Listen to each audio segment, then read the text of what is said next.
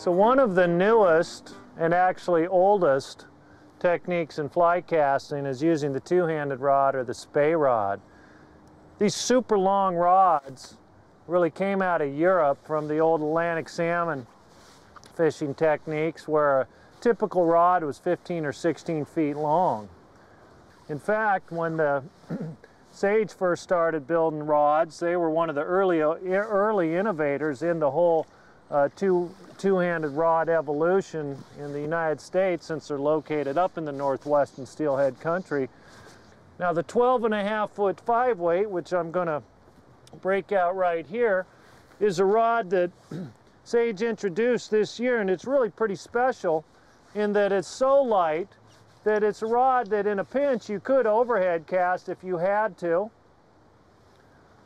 But it's also a rod that's very nice for learning to cast with. This evolution into shorter, lighter rods has really made them much more easy to cast for many, and has made it more attractive, I think, to the new participant to pick up this idea of using both hands on a fly rod. So this rod has plenty of power to deal with bigger fish, but where it's really sweet is fishing lighter flies and fishing smaller fish, just in terms of the size of equipment that it can cast comfortably.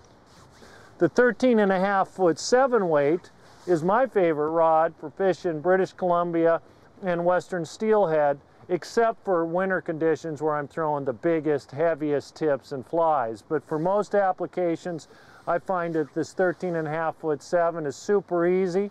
It's light when you've got a fish on that maybe isn't the biggest fish you're going to catch on your trip, but if you do catch a big fish or hook a big fish, it'll easily handle it, and I found it to be very, very versatile.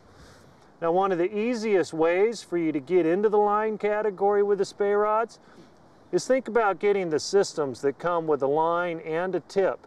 You can get them from different manufacturers, and they'll come in a box with a little wallet that has different tips of sink rates with the line that shop's recommended to you, and that makes buying the system much easier than trying to kind of piece it together a la carte. These rods are light, they're super smooth, they're very easy and effortless to cast, and they're easily the finest spey rods that Sage has ever come out with.